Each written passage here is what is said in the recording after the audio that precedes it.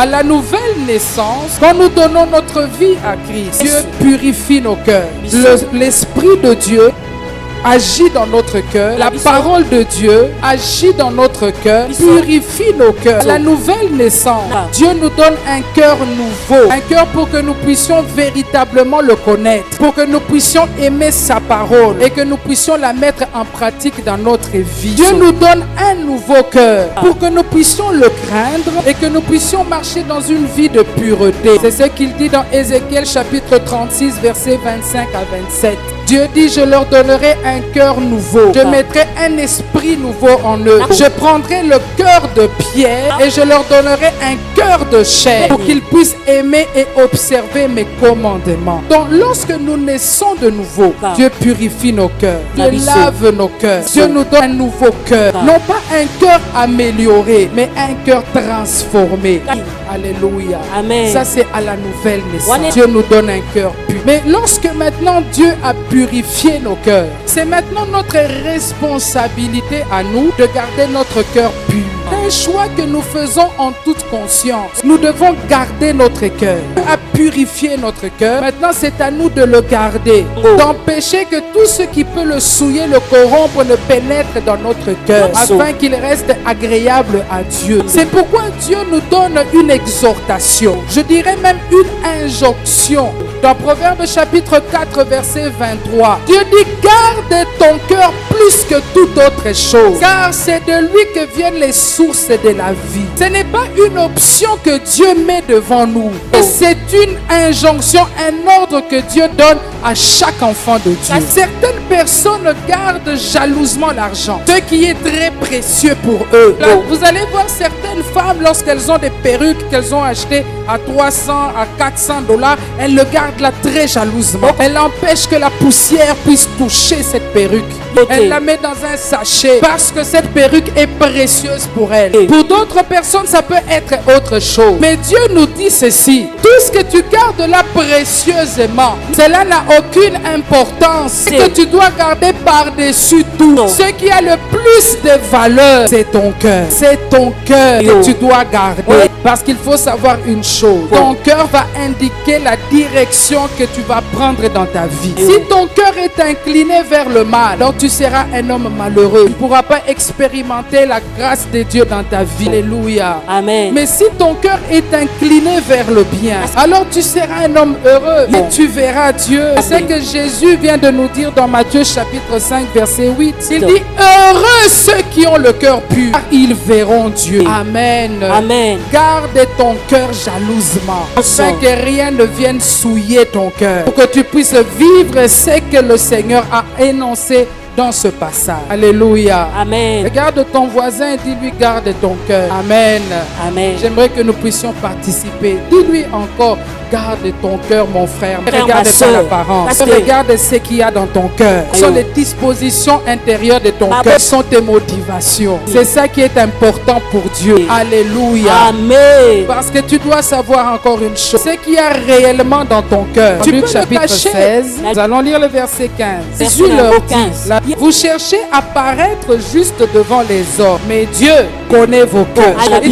Jérémie chapitre 17. Verset 9 à 10. La Bible dit ceci: le cœur est tortueux par-dessus tout, et il est méchant. Qui peut le connaître? Moi, l'Éternel, j'éprouve le cœur. J'éprouve le cœur. Je sonde les reins. C'est-à-dire, je vois, je sais ce qu'il y a à l'intérieur, pour rendre à chacun selon ses voies, selon le fruit de ses œuvres. Alléluia. Amen. Donc, il faut que tu retiennes une chose. Dieu connaît ton cœur. Il sait ce qu'il y a à l'intérieur. C'est pourquoi il est important de garder son cœur pur. Parce que la Bible dit ceci. 1 Pierre au chapitre 3, c'est 3 à 4. Le cœur qui est pur a du prix devant l'Éternel. Le cœur pur a du prix devant l'Éternel. Alléluia. Amen. Alors, bien-aimé, quand on parle du cœur, ce n'est pas cet organe vital qui est dans notre corps. Alléluia. Amen. Cet organe vital. Alléluia. Amen. Qui a pour rôle de pomper le sang. Et lorsqu'on parle du cœur, c'est le siège des émotions, le siège de la volonté, de la conscience. C'est le centre et le siège de la vie spirituelle. Là où Dieu rencontre l'homme et là où Dieu transforme l'homme. C'est de ça que nous parlons. Alors, il y a un passage de la parole, Proverbe chapitre 27, verset 19, qui dit ceci, je vais paraphraser. L'homme est tel que son cœur est. Alléluia. Amen. L'homme est tel que son cœur est. C'est pourquoi nous devons comprendre une chose, que notre cœur reflète ce que nous sommes réellement. Si ton cœur est pur, ton langage et tes actions seront pures. Alléluia. Amen. Parce que la pureté commence à l'intérieur pour se manifester à l'extérieur. Si ton cœur n'est pas pur, ton langage et tes actions vont également le manifester. Alléluia. Amen. Est-ce que quelqu'un est d'accord avec moi? Amen. La pureté commence à l'intérieur. Et par opposition, on dira que l'impureté commence aussi où? À l'intérieur. Chapitre 6, Amen. verset 45. Luc chapitre 6, verset 45. Amen, amen. Amen. Lisons Luc chapitre 6. Nous allons lire le 45e verset. Je lis au nom de Jésus.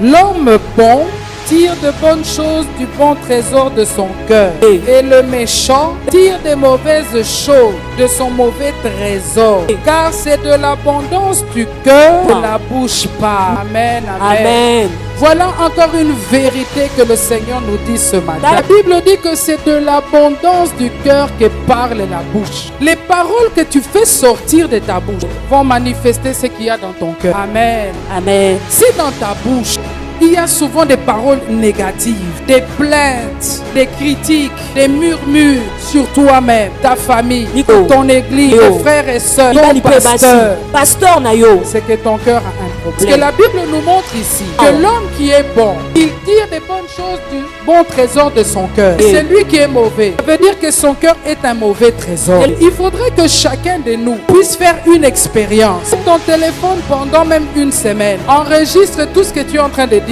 Lorsque tu es à l'église, lorsque tu es en dehors de l'église, là où tu travailles, avec tes amis, en famille, essaie de t'enregistrer. Assis-toi et commence à écouter. Alors tu sauras qu'est-ce qu'il y a dans ton cœur. Vous allez voir certaines personnes, ils ne font que tout critiquer. Toutes ces choses mauvaises, l'incrédulité, les insanités. La source c'est quoi? C'est ce qu'il y a dans ton cœur. La parole de Dieu nous dit, un enfant de Dieu, celui qui a un cœur pur, il a une certaine façon de parler. Il n'y a pas que le langage, il y a aussi les actions.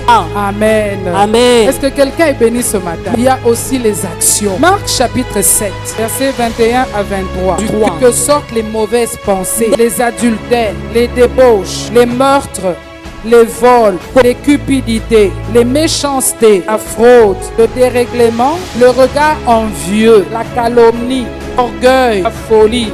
Toutes ces choses sortent du dedans et sous l'homme. Amen, amen. Amen. Là, Jésus est en train de parler maintenant des actions. Vous voyez que le langage est lié au cœur, mais les actions le sont également. Jésus dit, toutes les mauvaises actions qu'un homme peut faire, la source c'est son cœur. Amen. Amen. Quand le cœur est rempli de mauvais sentiments, la haine dans le cœur, vous avez la rancune dans le cœur, vous avez le manque de pardon, la jalousie, tout ce qui peut être comme mauvais sentiments. Lorsqu'ils ont élu domicile dans votre cœur, alors tes actions seront telles que ce passage ici. Jésus dit que l'adultère, la débauche, commence dans le cœur. C'est pourquoi il avait dit une chose. Il a dit, celui qui regarde une femme et qui est en train de l'envier, il a déjà commencé, il a commis l'adultère avec elle dans son cœur. Quand tu passes ton temps à regarder les hommes et les femmes, regarder les détails du corps des hommes ou des femmes, qu'est-ce que tu es en train de faire entrer dans ton cœur? Il y a des frères, une femme ne peut pas passer sans qu'il la détaille. Parce qu'il prend son téléphone, qu'il regarde, c'est seulement les femmes et vice versa. On a l'impression qu'il n'y a